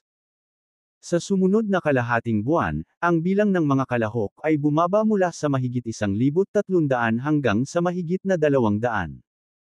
Ang mga nakaligtas ay alinman sa napakalakas o hindi kapani-paniwalang mapalad. Ang isa pang bagay na lubhang nabawasan sa loob ng salamin ng mga pagsubok ay ang kapangyarihan ng araw at buwan. Sa tanghali ng araw na iyon, ang lahat ng mga kalahok at mga katutubong nilalang sa loob ng salamin ng mga pagsubok ay tumigil sa kanilang mga aksyon. Maging ang mga nasasangkot sa matinding labanan ay hindi maiwasang tumingala sa langit. Sa tanghali, ang araw sa kalangitan ay hindi pangkaraniwang madilim, at ang kalangitan ay parang isang itim na gabi. At patuloy na nagdilim. Para bang may solar eclipse na nagaganap sa labas ng mundo. Gayunpaman, ang solar eclipse ay isa lamang espesyal na kababalaghan na dulot ng pagkakahanay ng mga celestial body, at naroon pa rin ang araw. Ngunit sa sandaling ito, ang araw sa loob ng salamin ng mga pagsubok ay tunay na naglalaho. Buzz! Sa wakas, sa isang tiyak na sandali, sa loob ng Mirror of Trials. Lubusang naglaho ang liwanag, at binalot ng kadiliman ang lupain. Kabanata 866, Sun Moon Sect. Patayin ang isa kapag nakita mo ang isa. Ang unti-unting pagdidilim ng araw ay tuluyang nawala sa sandaling ito. Nawalan ng liwanag ang buong Mirror of Trials at nahulog sa ganap na kadiliman. Ang kapangyarihan ng araw at buwan ay ganap na naubos. Sa labas, sa paligid ng mga nakatayong manunood, nagkakagulo ang mga tao mula sa iba't ibang sekta at paksayon. Wala na, wala na. Ano ang nangyari sa loob ng Mirror of Trials? Ang araw at buwan ay patuloy na lumalabo, ngunit sa pagkakataong ito ay tuluyan na silang nawala. Magkakaroon ba ng anumang panganib ang ating mga kalahok? Wala kaming alam tungkol sa sitwasyon sa loob mula ngayon. Ang karamihan ng tao ay nag-usap sa kanilang sarili, ang kanilang mga mukha ay puno ng gulat at pag-aalala. Sa mataas na plataporma ng Marshall Arena, ang katawan ni Master Ho ay nanginginig ng husto. Naubos ba talaga nito ang kapangyarihan ng araw at buwan? Wala na ang araw at buwan. Ang kakanyahan ng araw at buwan sa loob ng salamin ng mga pagsubok ay ganap na naglaho. Bagamat napag-usapan na ni Elder Skywalker at ipinakita ang mga kondisyon na maaaring tanggapin ng Kunlun Divine Mountains, sa sandaling ito, nahirapan pa rin si Master Ho na tanggapin. Pinaikit ni Elder Skywalker ang kanyang mga mata, isang bakas ng kakaiba ang sumilay sa kanyang mga tingin. You little guy, bagay ka talaga. Hindi nag-iiwan ng bakas, ha? Mukhang malaki talaga ang mararanasan natin sa pagkakataong ito. Sa loob ng salamin ng mga pagsubok, habang ang kadiliman ay ganap na bumabalot sa langit at lupa, ang mga kalahok sa loob ng lahat ay nagkaroon ng matinding pagbabago sa kanilang mga ekspresyon. Ang buong maliit na mundo ay tila na puno ng isang pakiramdam ng takot. Umuungol. Tumili. Ang ilang mga hayop at espiritong hayop ay nagpakawala ng pagkabalisa at pag-iyak. Ang mga kalahok mismo ay hindi mapakali. Anong nangyayari? Ito ay hindi isang eclipse. Ang araw ay ganap na nawala. Wala akong makita. Huwag magpanik, gumamit ng totoong chi para magliwanag. Ano sa lupa ang nangyayari? Ang mga tao ay likas na mga nilalang na nakahilig sa sikat ng araw, kaya't ang pagiging nasa kadiliman ay likas na nagdudulot ng takot. Kahit na ang ilan sa pinakamakapangyarihang mga henyo ay nalubog sa matinding pagkabalisa. Sa isang bundok na kagubatan, ang iba't ibang sinag ng liwanag ay kumikislap, na nagpapahiwatig ng isang matinding labanan na nagaganap. Ang ningning na ibinubuga mula sa pagsabog ng totoong chi ay nagbigay ng isang sulyap ng visibility, na sapat para sa mga magsasaka. Ang mga kalahok sa labanan ay ang iba pang tatlong kinatawan ng Sun Moon Sect, Sylvester, ang Erasmus Brothers, at ang chubby girl, si Win. Halos isang buwan na ang nakalipas mula noong pumasok sila sa Mirror of Trials, at ang espiritual na enerhiya dito ay sagana. Sa madalas na mga labanan sa buhay at kamatayan at sa mabagal na paglaki ng kanilang kapangyarihan sa pag-iisip, lahat ng nakaligtas hanggang ngayon ay gumawa ng makabuluhang pag-unlad sa kanilang lakas. Si Sylvester at ang magkapatid na Erasmus ay umabot sa huling yugto ng Nascent Soul sa kanilang paglilinang. Nalampasan pa sila ni Win, ang chubby girl, na umabot sa peak ng late nascent soul stage. Isang buhok na lang ang layo niya mula sa pagpasok sa Void Reclusion Realm. Hindi rin masasabing masama ang swerte nilang tatlo. Bagamat hindi pa nila nakatagpo si Ricardo, nagtipon sila ng sama-sama, sumusuporta at tumulong sa isa't isa, at nakarating sila hanggang dito. Gayunpaman, ang kanilang kasalukuyang kalaban ay nagpadama sa kanila ng kawalan ng pag-asa. Ito ay isang binata na nakaputi, naglalabas ng nakakapanghinayang aura at nagtataglay ng lakas ng maagang yugto ng Void Reclusion. Ginamit niya ang kapangyarihan ng mabigat na daan ng yelo, nakatumbas ng Solid Earthway at isang nagbagong bersyon ng ordinaryong daan ng tubig sa 5 elementong Dao. 3 Nascent Soul Realm Ants. Ang pakikipagkita sa akin, Eric Graves, ay nagbabadya ng malas para sa iyo. Habang pinipigilan silang tatlo ng binata na nakaputi, mayabang niyang deklara. Kamakailan lamang na pumasok sa Void Reclusion Realm, tumingin na siya ngayon sa mga eksperto sa Nascent Soul na may matinding pakiramdam ng superiority. Boom! Habang bumabagsak ang mga salita, casual niyang itinaas ang kanyang kamay at sinampal si Win, ang matipunong figure sa harapan, na nagpalipad sa kanya. Path! Paglipag, ang mabilog na babae ay tumalsik ng isang subo ng dugo, na may halong maliliit na tipak ng yelo. Malinaw, siya ay nagdusa ng malubhang pinsala mula sa nagyayelong aura ng kalaban na tumagos sa kanyang katawan. Win! Win! Umalis ka na! Pipigilan natin siya. Si Sylvester at Erasmus, ang dalawang magkapatid, ay nasugatan ng husto, ang dugo ay umaagos mula sa kanilang 7 butas. Ang kanilang mga katawan ay natatakpan ng isang layer ng hamog na nagyelo. Ang kanilang pisikal na lakas ay mas mataas kaysa sa mga ordinaryong cultivator dahil sa kanilang karanasan sa ritual ng Dragon Ancestor, kaya naman nakaligtas sila sa kanilang pagtatagpo kay Eric hanggang ngayon. Gayunpaman, ang kanilang sitwasyon ay mahirap, at ang kamatayan ay nalalapit na. Tigilan mo ako. Hahaha. Ngumisi si Eric, bakas sa mukha niya ang pagkadismaya. Sa sandaling iyon, sina Sylvester at Erasmus, puno ng tunay na lakas at desperadong determinasyon, ay sumugod kay Eric. Sumigaw si Sylvester kay Win, "Win, umalis ka dali. Hindi natin masasaksihan ang muling pagkabuhay ng Sun Moon Sect, ngunit dapat mong makita ang araw na iyon." Napatingin si Win sa kanila, puno ng lungkot at galit ang mukha niya. Alam niya na kahit manatili siya, isa itong walang kwentang kamatayan. Ang Sun Moon Sect ay bumagsak na ngayon, na walang inaasahang kahalili sa mga nakababatang henerasyon. Matapos tiisin ang mga pagsubok sa Mirror of Trials, narating na niya sa wakas ang kaharian ng Half-Step Void Reclusion. Ang pagkamatay dito ay magiging walang kabuluhan. Pasensya na. Sa buhay ko, tiyak na ipaghihiganti kita. Si Win ay gumawa ng isang mapagpasyang pagpili. Sinasamantala nina Sylvester at Erasmus ang pagsasakripisyo ng kanilang mga sarili upang bilhin ang kanyang oras, itinapon niya ang boundary talisman sa kanyang katawan. Lumiko ang espasyo, at si Win ay pinatalsik mula sa Mirror of Trials. Wala pang 200 kalahok ang natitira sa Mirror of Trials. Ang pag-alis ngayon ay magbubunga pa rin ng disenteng gantimpala. Gayunpaman, dumating ito sa halaga ng buhay ni Sylvester at Erasmus. Boom! Boom! Boom! Makalipas ang ilang paghinga, nagpakawala si Eric ng ilang atake ng espada, at nagkawatak-watak ang katawan ni Sylvester at Erasmus, lumipad sa magkaibang direksyon. Sa sandaling sila ay namatay, ang kanilang mga bangkay ay nagyelo sa solidong mga blok ng yelo. Nahaharap sa isang early stage na void reclusion expert na nakabisado ang Way of Ice, ang kanilang desperadong pakikibaka bilang dalawang nascent soul late-stage cultivator ay hindi makapagpabago sa kinalabasan. Kapuri-puri na ang katotohanang nakapagbili sila ng panahon para kay Win. Sun Moon Sect. Kaya, ang basurang lumabas mula sa ilang sinaunang puwersang militar ay ang Sun Moon Sect.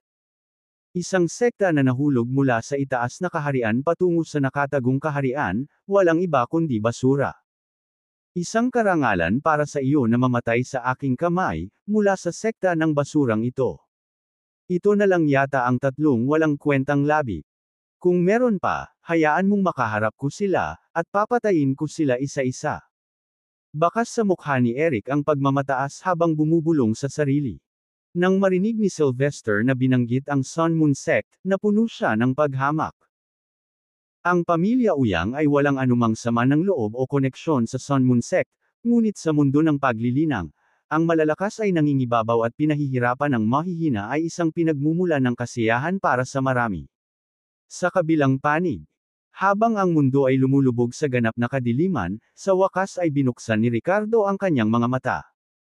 Natuklasan niya na ang kanyang katawan ay naging ganap na transparent, na nagliliwanag ng nakakasilaw na liwanag. Habang ang araw at buwan ay nawala sa loob ng salamin ng mga pagsubok, siya ngayon ay kahawig ng isang maliit na araw sa kanyang sarili. Kabanata 867, ang kapangyarihan ng Sky Shaker. Si Ricardo ay nakaupo doon, ganap na transparent. Tumingin si Savannah, puno ng pagkabigla at pagtataka ang kanyang ekspresyon. Ang nakakasilaw na liwanag na nagmumula kay Ricardo ay pinilit niyang ipikit ang kanyang mga mata. Sa sandaling iyon, ang mga buto ni Ricardo ay lumilitaw na kasing kinang ng puting jade, ang kanyang balat na kasing kinis ng yelo at ang kanyang laman ay kasing pinong porselana. Isang malakas na aura ang bumungad sa kanya, na nagpahirap kay Savannah na makahinga. Gayunpaman, ang pakiramdam na ito ay panandalian. Ang maningning na anyo ni Ricardo ay mabilis na naglaho, at ang umaapaw na kapangyarihan ng araw at buwan sa buong katawan niya ay mabilis na nanambalik sa loob niya. Buzz! Sa sandaling ito, ang pisikal na katawan ni Ricardo ay tila may kakayahang maging sanhi ng panginginig ng langit at lupa, pagbaluktot at pagyanig sa espasyo sa paligid niya. Sa wakas, matapos makuha ang lahat ng kapangyarihan ng araw at buwan mula sa salamin ng mga pagsubok, ang pisikal na katawan ni Ricardo ay halos hindi tumawid sa kaharian ng Sky Shaker mula sa Myriad Forms realm. Sa simula, inabot ng 1 linggo ng paglilinang ang Ricardo upang sumulong mula sa unang yugto ng Myriad Forms hanggang sa intermediate na yugto. Gayunpaman, ang paglusot mula sa intermediate stage hanggang sa huling yugto at pagkatapos ay nalampasan ng bottleneck upang maabot ang kaharian ng Sky Shaker ay tumagal ng halos 1 buwan. Higit pa rito, hinigop niya ang kapangyarihan ng araw at buwan sa loob ng sinaunang kayamanan na salamin ng mga pagsubok ng walang awa at ganap. Sa pamamagitan lamang ng napakahirap na pagsisikap ay sa wakas ay narating niya ang kaharian ng Sky Shaker. May isip ng isang tao kung gaano kahirap makamit ang antas ng isang Sky Shaker sa mga tuntunin ng pisikal na katawan. Ang katapat nito ay ang Void Reclusion ng Chi Refinement Realm, ngunit ito ay 10-10 milyong beses na mas mahirap kaysa sa Void Reclusion Realm. Ang salamin ng mga pagsubok, isang sinaunang kayamanan, ay nagpalapot sa asensya ng araw at buwan ng ninuno ng Kunlun Divine Mountains, na bumubuo ng dalawahang bituin ng araw at buwan sa loob ng maliit na mundo nito.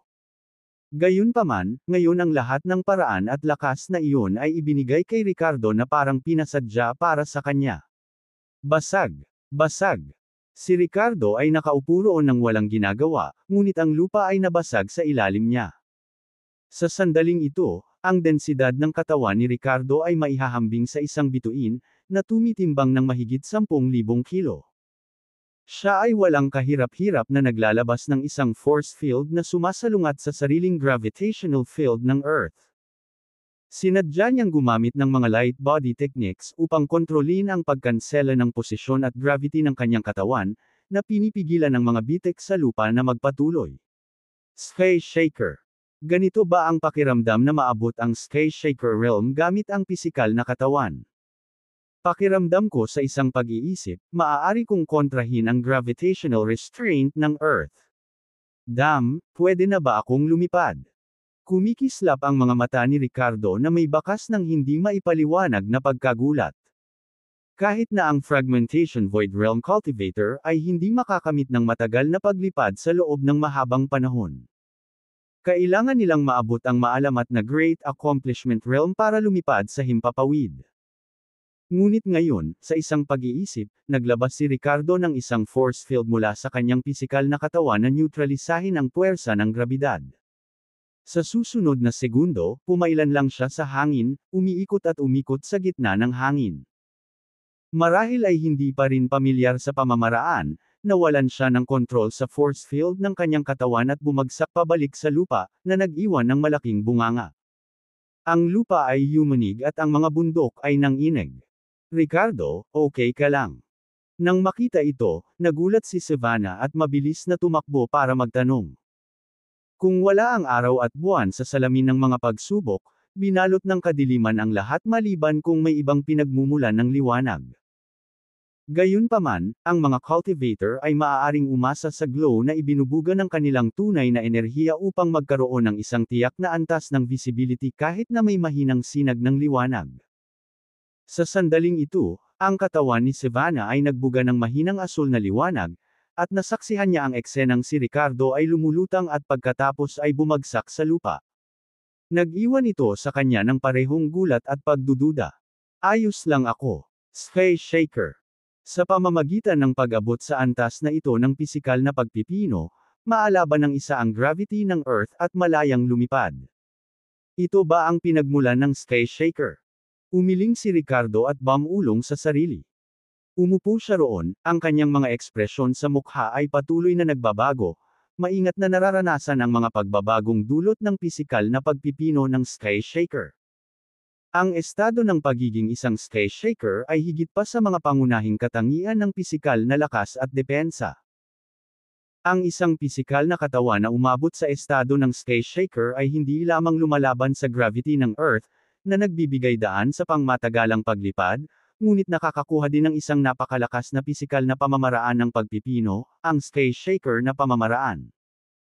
Katulad noong ang kanyang pisikal na katawan ay nakalusot sa myriad forms, nakuha ni Ricardo ang kakayahan ng isang physical force field.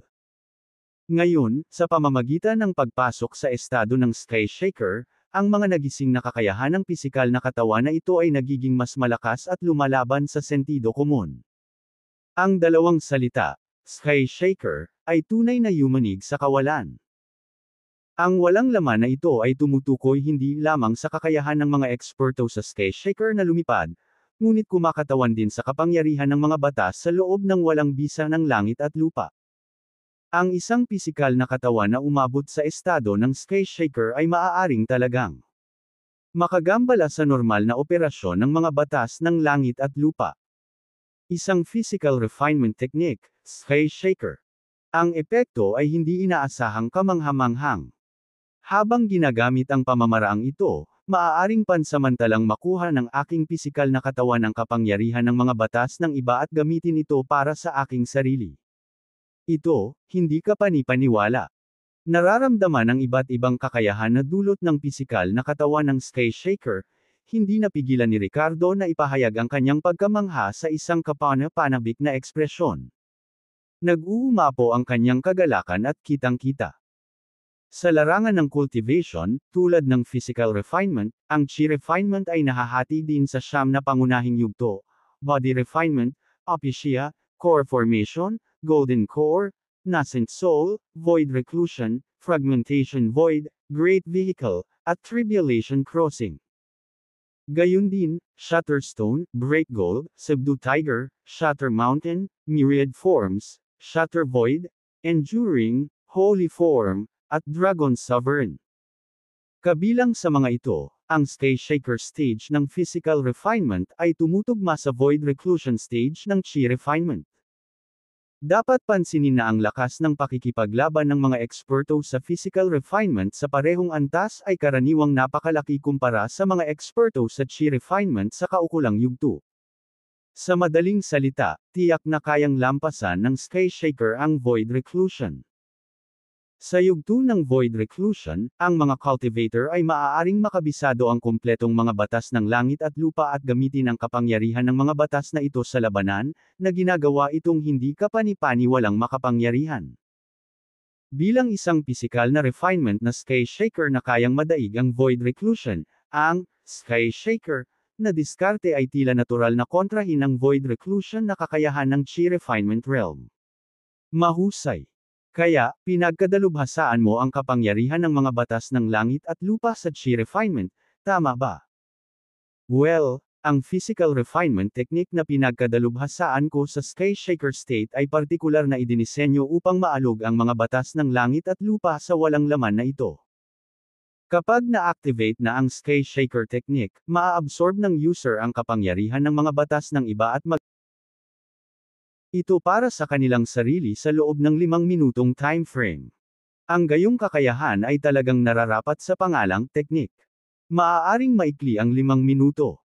Ngunit sa isang labanan sa pagitan ng mga eksperto, ang buhay at kamatayan ay maaaring mapagpasyahan sa isang iglap. Sapat na ang 5 minuto para baliktarin ang lahat. Ang tanging disbentaha ay ang Sky Shaker technique ay magagamit lamang isang beses bawat 12 oras. Ngunit sa isang hindi kapani-paniwalang pisikal na pamamaraan ng pagpipino, isang beses sa isang araw ay sapat na kasiya siya. Isang ngiti ang lumitaw sa mukha ni Ricardo habang ang isang malakas na pakiramdam ng kumpiyansa at kagitingan ay sumiklab sa loob niya.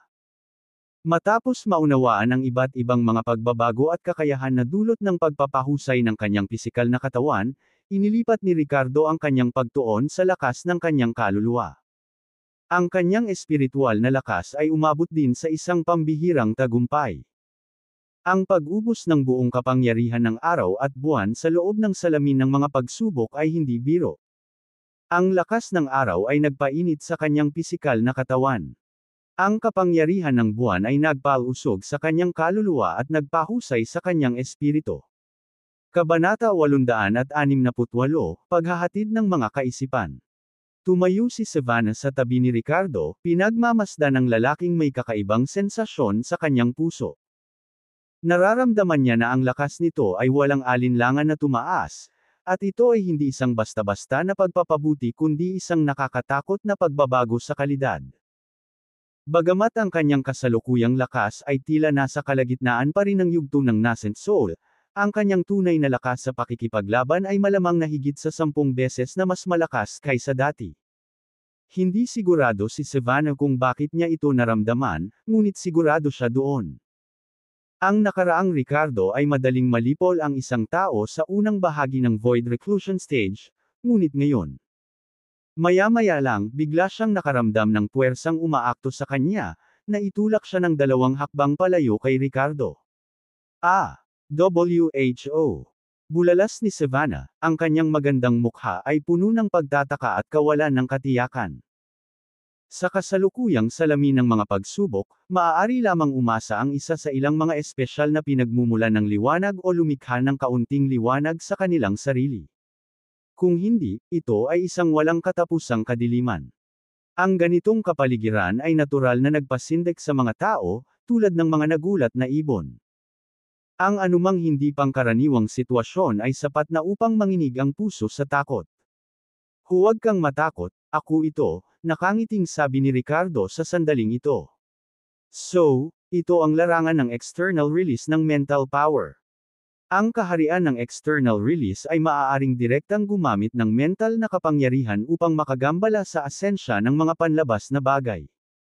Ipinaalala nito kay Ricardo ang ilang individual na may pambihirang kakayahan na kontrolin ang mga bagay gamit ang kanilang isip. Ang mga individual na iyon ay may likas na makapangyarihang kapangyarihan sa pag-iisip, na ginagawa silang pambihirang likas na matalino. Kung sila ay magsisimula sa landas ng paglilinang, ang kanilang pag-unlad ay walang alinlangan na doble ang kahusayan. Sa sandaling ito, natuklasan ni Ricardo, pagkatapos maabot ang external release realm ng mental power, na maaari siyang bumuo ng flexible mental field na maaaring malaki o maliit. Ito ay mula sa ilang metro sa paligid ng kanyang katawan hanggang sa radius na 10-10 milya. Kapag ang saklaw ay mas maliit, ang kanyang pangunawa na may kapangyarihang pangkaisipan ay naging mas talamak, at maaari niyang maimpluwensyahan ang kakanyahan ng mga panlabas na bagay, na bumubuo ng isang tiyak na uri ng larangan ng pag-iisip. Siyempre, ang kapangyarihan ng mental field na ito ay hindi makabuluhan. Maaari lamang itong itulak ang mga tao palayo at hindi maaaring magdulot ng malaking pinsala.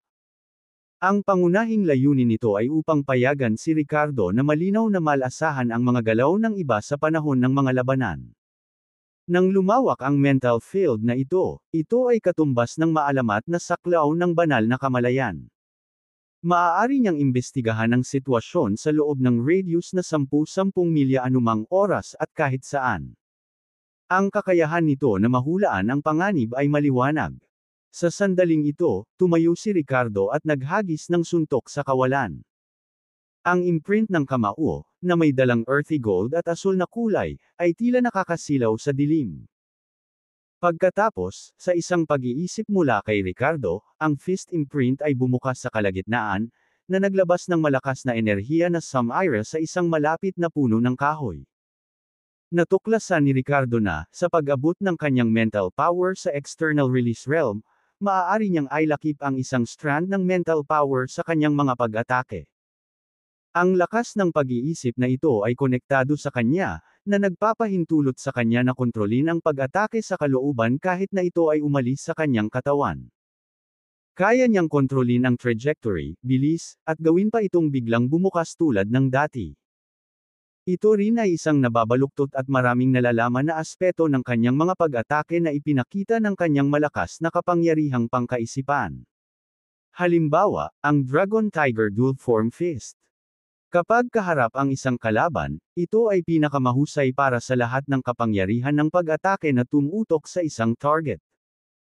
Gayunpaman, kapag nahaharap sa maraming kalaban, kung biglang bumukas ang Dragon Tiger Dual Form Fist, walang alinlangang magiging mas malaki ang resultang saklaw ng pinsala. Sa ganitong paraan, marami sa mga pag-atake ni Ricardo na orihinal na hindi nilalayong maging area of effect ay maaaring mapalitan ng ganitong mga strike gamit ang paraang ito. Ang Divine Realm ay itinaas sa external release, at ang lakas ng kaluluwa ay tumaas din. Ang aking kaluluwa ngayon ay hindi kapani-paniwalang makapangyarihan. Maaari ko talagang ganap na isama ang kaluluwa ng espada na pinino ng kaluluwa ng aking dragon ancestor sa sarili kong kaluluwa. Hindi lamang iyon, maaari kong paghiwalayin ang isang bahagi ng kapangyarihan ng aking kaluluwa at gawing isang kaluluwa ng espada. Nadama ni Ricardo, sa isang estado ng kaguluhan, ang mga pagbabago sa kanyang espiritual na kapangyarihan at kaluluwa pagkatapos maranasan ang pagpapahusay ng kanyang pisikal na katawan. Bago ito, ang divine spirit ng kanyang dragon ancestor ay nagpino ng isang sword soul para sa kanya, na maaaring ikabit sa isang spiritually endowed na sandata at maging sariling divine weapon ni Ricardo. Higit pa rito, ang kaluluwa ng espada ay maaari ring tumulong kay Ricardo sa mga espiritual na pag-atake at pagkontra sa mga negatibong impluensya. Sa oras na iyon, si Ricardo ay namangha at natagpuan ang mga pamamaraang ito na malalim at hindi maarok. Ngunit ngayon, sa kanyang espiritual na kapangyarihan na umabot sa antas ng external release, maaari niyang makamit ang parehong. Ikaw ba, Ricardo, anong ginagawa mo? Bakit mo ako tinulak palayo? Hindi ko ba, hindi natutugunan ang iyong pag-aproba? Nang marinig ang puwersang nagtulak sa kanya palayo ay nagmula kay Ricardo, isang bakas ng kawalang kasiyahan at sama ng loob ang lumitaw sa napakaganda at magandang mukha ni Savannah. Siya ay nagmamadaling lumapit sa pag-aalala matapos itong makitang bumagsak mula sa langit. Ngunit siya ay itinulak palayo. Nasaktan nito ang damdamin ni Savannah. Alam niyang hindi interesado si Ricardo sa kanya, pero hindi niya inaasahan na hindi siya magugustuhan nito kahit papaano. Pagkarinig nito, pinilit ni Ricardo ang mapait na ngiti, hindi, paanong hindi ako papayag sa iyo? Si Miss Graham ay nagpakita sa akin ng kabaitan, at ako ay may utang na loob sa kanya. Sinusubukan ko lang ang pagiging epektibo ng aking external release na espiritual na kapangyarihan. Mangyaring huwag intindihin. Ha! Panlabas na paglabas ng espiritual na kapangyarihan. Magagawa mo na, makamit ang external release ng espiritual na kapangyarihan. Si Savannah, nagtatakang tumingin kay Ricardo na may pagtataka at pananabik sa kanyang magagandang mata. Oo. Tumango si Ricardo at saka hinarap si Savannah, Miss Graham, please sit down. Susunod, susubukan kong direktang magpadala sa iyo ng isang pamamaraan ng paglilinang sa pamamagitan ng paghahatid ng espiritual na kapangyarihan. Panatilihing kalmado ang iyong isip, huwag pigilan ang iyong mga iniisip, at tingnan kung matagumpay mong matatanggap ito. Ha! Si Savannah, na may bakas ng pag-aalinlangan sa kanyang magagandang mata, ay mayroon pa ring lubos na pagtitiwala kay Ricardo sa kanyang puso. Bagamat hindi niya alam kung ano ang pinagkakaabalahan ni Ricardo, umupo siya ng naka-cross-legged at sinubukang pakalmayin ang kanyang isip hanggat maaari. Huminga ng malalim si Ricardo at ipinatong ang kamay sa ulo ni Savannah. Sa kanyang isip, inulit niya ang cultivation technique ng Sun Moon Dual Cultivation Technique, at pagkatapos ay ginamit ang kanyang espiritual na kapangyarihan bilang isang medium upang maipasok ang kanyang mga intensyon sa isip ni Savannah. Ito ay inspirasyon ng pamamaraan na ginamit ni Sullivan para saktan siya noon. Sa oras na iyon, sinabi ni Sullivan na tinuruan siya ng Divine Refining Technique at ginawa siyang tumanggap ng isang espiritual na imprint mula sa isang Blackstone tablet. Sa paggawa nito, nakuha ni Sullivan ang kontrol sa Ricardo sa antas ng kaluluwa. Ang stone tablet ay nilagyan ng isang espiritual na intensyon, at kapag may nagbasa nito ng hindi binabantayan ang kanilang kamalayan, sila ay makokontrol ni Sullivan. Kaya, pagkatapos maabot ang antas ng external release sa espiritual na kapangyarihan, nais din ni Ricardo na subukan kung makakamit niya ang pareho. Kung, sa external release ng espiritual na kapangyarihan, maaari niyang payagan ang iba na basahin ang kanyang mga iniisip. Pagkatapos, maipapasa niya sa iba ang hindi maintindihang Sun Moon Dual Cultivation Technique. Kabanata 869, ang kapangyarihan lamang ng buwan ng Maa-Erek. Ang Sun Moon Dual Cultivation Technique ay isang divine skill na nakuha ni Ricardo sa Temple of the Dragon Ancestor sa Sun Moon Sect.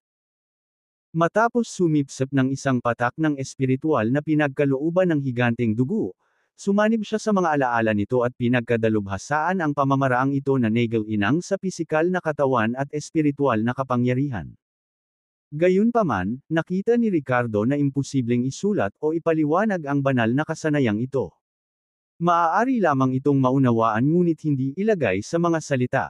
Napakagandang pamamaraan, ngunit hindi ito maituturo sa iba. Noong unang nakuha ni Ricardo ang Sun Moon Dual Cultivation Technique, naisipan niyang itatak ito ng kanyang espiritual na kamalayan at gawin itong available para sa iba na matuto kapag naging sapat na ang kanyang espiritual na kapangyarihan. Ngayon na ang kanyang espiritual na kapangyarihan ay umabot na sa antas ng external release, si Ricardo ay sabik na subukan ito. Direkta niyang nilapitan si Savannah at sinimulan ang eksperimento. Sa sandaling ito, maaari niyang patuloy na ipasok ang kanyang espiritual na kapangyarihan, dala ang kanyang sariling mga iniisip, sa isip ni Savannah. Matapos ang hindi malamang tagal ng panahon, sa wakas ay binawi ni Ricardo ang kanyang kamay sa kanyang ulo. Ang Sun Moon Dual Cultivation Technique. Ito ay isang kahangahangang pamamaraan ng paglilinang, bulalas ni Savannah, na iminulat ang kanyang mga mata na may bakas ng pagtataka sa kanyang magandang titig. Nang marinig ang kanyang mga sinabi, nagliwanag ang mga mata ni Ricardo. Miss Graham, kumusta? Matatanggap mo ba ang aking espiritual na kamalayan? Sa isang sulyap, binigyan siya ni Savannah ng medyo hindi nasisiyahan at may hinanakit na tingin. Sabi ko, hindi mo ba mapipigilan ang pagtawag sa akin na Miss Graham, at iba pa? Pagkatapos ng lahat, magkasama kaming dumaan sa buhay at kamatayan. Kahit na ikaw ay walang malasakit sa akin, hindi na kailangang kumilos ng napakalayo, di ba? Kung ang pagiging munting asawa mo ay hindi magwo-work out, hindi ba pwedeng maging confidants man lang tayo? At kung hindi rin uubra ang pagiging confidants, dapat okay lang ang pagiging magkapatid, di ba? Pwede mo akong tawaging Savannah. Ang loika ng kababaihan ay palaging tila nasa ibang wavelength kaysa sa mga lalaki. Sa sitwasyong ito, ang inaalala ni Savannah ay hindi ang Sun Moon Dual Cultivation Technique, kundi ang paraan ng pakikipag-usap ni Ricardo sa kanya noon pa man. Dapat sabihin na ang mga iniisip ng isang babae ay tunay na hindi mahuhulaan. Okay. Savannah. Kapatid. Tumawa si Ricardo at tumawag, medyo hindi nakapagsalita. Ang pagtawag sa kanya ng Savannah ay tila masyadong kilalang-kilala at mapagmahal, at ang pagdaragdag ng kapatid na babae ay naging malinaw sa kanilang relasyon. Bumantong hininga si Savannah, puno ng sama ng loob sa clueless guy na ito. So, paano naman? Kabisado mo na ba ang Sun Moon Dual Cultivation Technique? Sabik na tanong ni Ricardo kay Savannah na nakatingin sa kanya. Sa sumunod na sandali, tumanggo si Savannah, dahilan para lumiwanag ang mga mata ni Ricardo na may bahid ng saya. I guess I have mastered it, tumanggo si Savannah. Magaling. Iyan ay hindi ka panipaniwala. Kaya, susubukan mo ba ito sa iyong paglilinang? Pumalakpak si Ricardo at sabik na nagtanong. Oo. Sumang-ayon si Savannah, nakaupo na naka-cross-legged at nagsasanay ng mga pamamaraan na itinuro sa kanya ni Ricardo gamit ang kanyang mga iniisip. Nang makita ito, biglang may naisip si Ricardo at mabilis na naglabas ng isang strand ng Power of the Sun and Moon mula sa kanyang sarili para masipsip ni Savannah. Dati, kapag nagsasanay ng Sun Moon Dual Cultivation Technique, na-absorb ni Ricardo ang isang malaking halaga ng Power of the Sun and Moon sa kanyang katawan, at ang ilan sa mga ito ay hindi pa ganap na natutunaw. Sunod, naramdaman ni Ricardo na ang strand ng Moonlight Power na kanyang pinakawalan ay hinihigop ni Savannah. Gayunpaman, ang Stellar Power, ang kapangyarihan ng araw, ay nawala pa rin sa kapaligiran at hindi pumasok sa katawan ni Savannah. Pagkaraan ng ilang sandali, binuksan ni Savannah ang kanyang mga mata at ipinakita ang kakaibang ekspresyon kay Ricardo sa dilim. Paano nangyari? Napakurap si Ricardo at nagtanong. Kung ang pinagmumula ng liwanag ay hindi sinasadyang ilabas, ang Mirror of Trials ay ganap na madilim ngayon. Magkaharap man sila ay hindi nila makita ang ekspresyon ng isa't isa. Sa sumunod na sandali, kakaibang sinabi ni Savannah, nararamdaman ko ito. Nakuha ko ang isang hibla ng kapangyarihan ng buwan at pinalusog ang aking kaluluwa. Pero sa hindi malamang dahilan, hindi ko maabsorb ang lakas ng araw. Alam ko kung paano linangin ang Sun Moon Dual Cultivation Technique, ngunit maaari ko lamang makuha ang kapangyarihan ng buwan. Nang marinig ito, natigilan si Ricardo at kumunat ang noo. Oh! Mapapakain mo lamang ang iyong kaluluwa sa kapangyarihan ng buwan at hindi palakasin ang iyong katawan sa kapangyarihan ng araw. Ito. Saglit na nag-isip si Ricardo sa kanyang puso, pinag-aaralan ang dahilan ng sitwasyon ni Savannah. Pagkaraan ng ilang sandali, bumulong siya, hindi kaya dahil wala kang Dodror Dragon Seal bloodline sa iyong katawan. Ipinaalala nito sa kanya ang isang karaniwang kaalaman sa Sun Moon Sect noong una siyang sumali. Mas dalisay ang Dodror Dragon Seal bloodline, mas maraming beses mong matatanggap ang pagbibinyag ng Dragon Ancestor. Kung wala ang Dodror Dragon Seal bloodline, hindi man lang matanggap ng isa ang binyag ng Dragon Ancestor. Naunawaan na ngayon ni Ricardo na ang tinatawag na kapangyarihan ng Dragon Ancestor ay talagang kapangyarihan ng araw. Ang patak ng dugong iyon, sa kabila ng espiritualidad nito, ay kulang sa sarili nitong kamalayan at likas lamang na pinaandar ang Sun Moon Dual Cultivation Technique. Sa makatuwid, hindi nito makuha ang kapangyarihan ng buwan upang palakasin ang kaluluwa. Tuloy-tuloy lamang itong nabuo ang kapangyarihan ng araw. Sa binyag ng Dragon Ancestor, ang kapangyarihan na makapagpapalakas sa katawan ay puro kapangyarihan ng araw. Sa madaling salita, ang mga walang Dodror Dragon Seal bloodline ay hindi kayang makuha ang kapangyarihan ng araw. Ang pagsusuri na ito ay tumutugma sa kasalukuyang sitwasyon ni Savannah. Kung wala ang Dodror Dragon Seal bloodline, kahit na pinagkadalubhasaan niya ang cultivation method ng Sun Moon Dual Cultivation Technique, hindi niya maabsorb ang kapangyarihan ng araw. Maaari lamang niyang makuha ang kapangyarihan ng buwan upang palakasin at pakanin ang kanyang kaluluwa, na nagpapataas ng kanyang espiritual na kapangyarihan.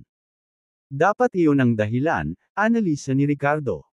Pagkaraang marinig ito, tumugon si Savannah ng walang pangakong, na may bahid ng pagkadismaya sa kanyang tono. But then, she became excited again, saying, pero okay lang. Ang kakayahang makakuha ng isang pamamaraan na nagpapataas ng espiritual na kapangyarihan ay mahusay na. Dapat mong malaman na ang buong Hudpid sect ay walang katulad na pamamaraan. Bukod dito, ang epekto ng paglinang ng espiritual na kapangyarihan gamit ang Sun Moon Dual Cultivation Technique ay hindi kapani-paniwalang kamangha-manghang. Maganda ang pag-iisip ng babaeng ito at hindi na dismaya ng matagal. Well, hindi naman masama. Next, you can try something else. Tumango si Ricardo, sabi nito. Susunod, muli niyang ipinatong ang kanyang kamay sa ulo ni Savannah, sinusubukang ibigay sa kanya ang Dragon Soul Immortal Technique. Bago ito, gusto man niyang ilarawan ito sa salita o isulat ang tatlong pamamaraan ng Dragon Soul Immortal Technique, ang kanyang kaluluwa ay makakaranas ng sakit na napunit, na pumipigil sa kanya na ibigay ang pamamaraan sa iba. Ngayon, gusto niyang subukan kung maaari niyang direktang ipadala ito gamit ang kanyang isip. Boss! Gayunpaman, sa sumunod na sandali, nakaramdam siya ng matinding dagandong sa kanyang isipan, na parabang may sumabog na bomba sa loob ng kanyang ulo. Ang kanyang kaluluwa ay nakaranas ng matinding sakit, na parabang ito ay mapupunit. Damn it, hindi pa rin gumagana.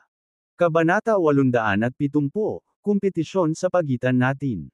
Susunod, sinubukan ni Ricardo na ibigay ang kanan ng Dragon Emperor at Dragon Gaze Heavenward Technique sa Savannah sa pamamagitan ng telepathy.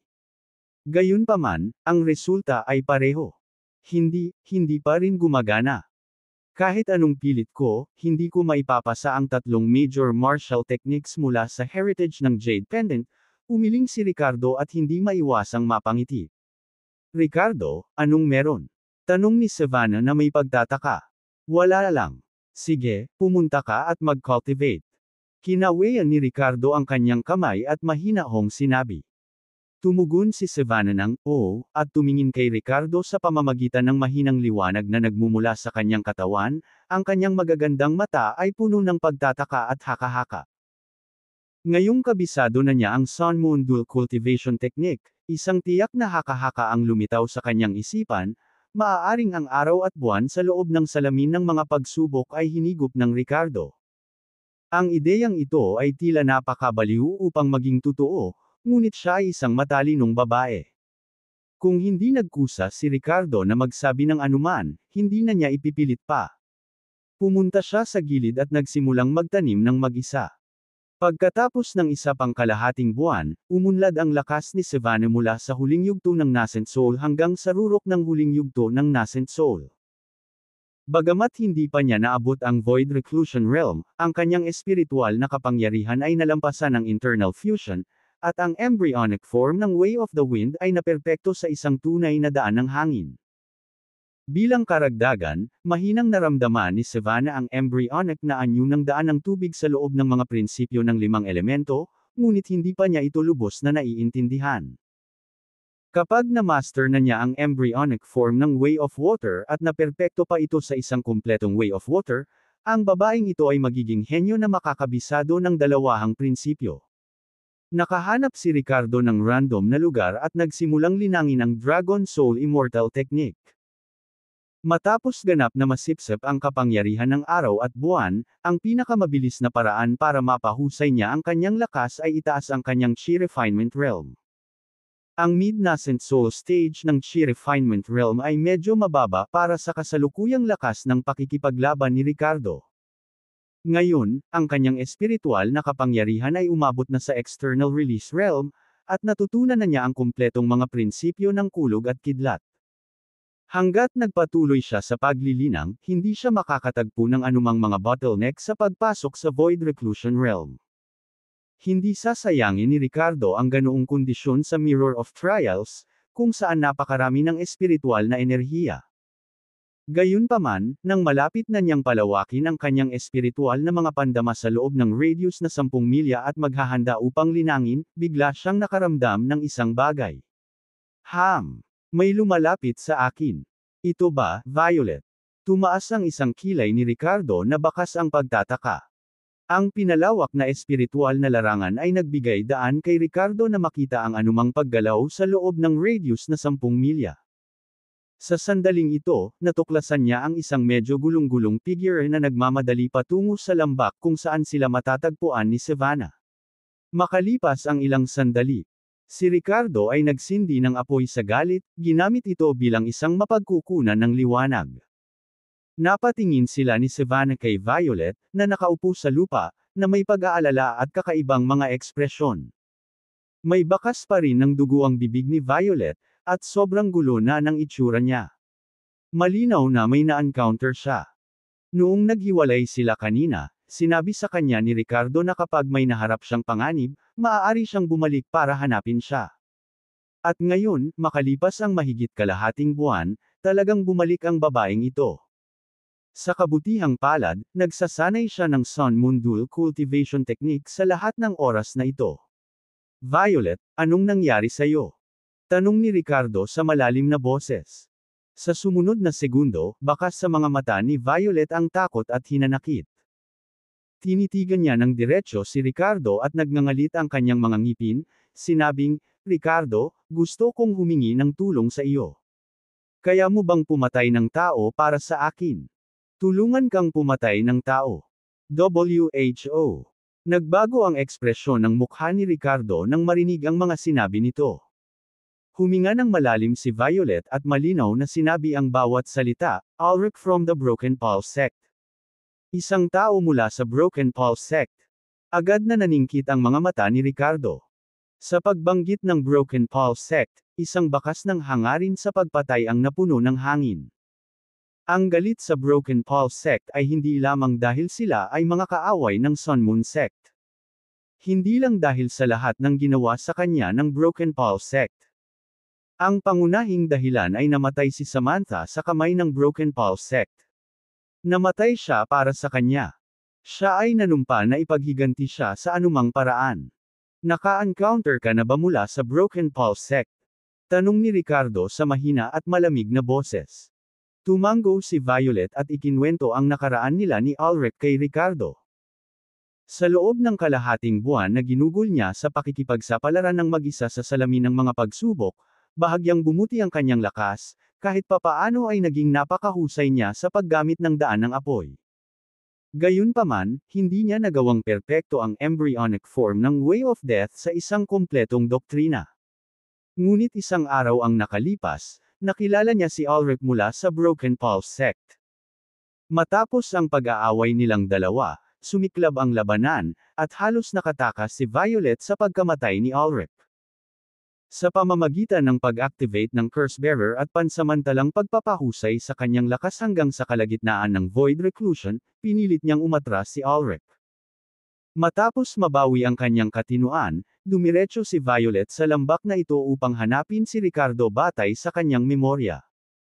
At sa labanang ito natutunan ni Violet ang isang bagay, may nakabisado na sa kumpletong anyo ng daan ng kamatayan, na hindi niya nagawang perpekto. Ang taong iyon ay si Ulrich. Ayon sa natatanging batas ng doktrina, maliban kung si Ulrich ay namatay, walang pangalawang tao sa mundo na makakabisado sa kumpletong daan ng kamatayan. Ang kapangyarihan ng kamatayan ni Violet ay mananatili magpakailanman sa yugto ng embryonic. Matapos pakinggan ang sinabi ni Violet, may kakaibang ekspresyon ang lumitaw sa mukha ni Ricardo.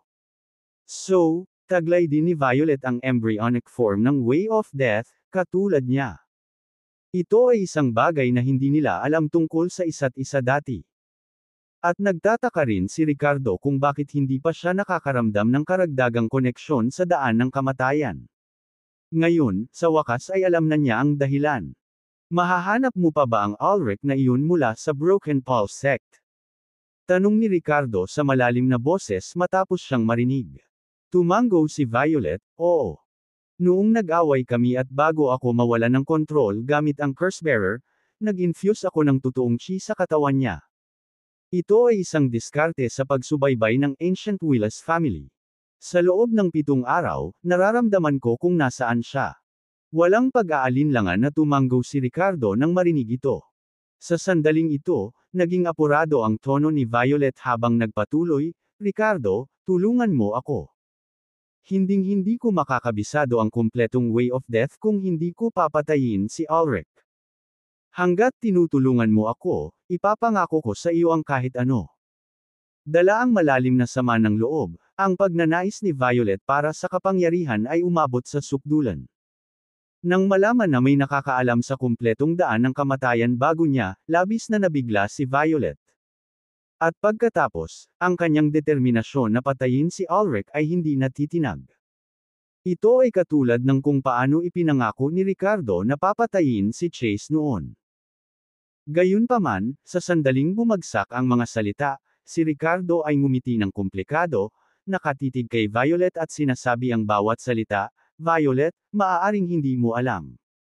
Ako rin ay nagtataglay ng embryonic na anyo ng daan ng kamatayan.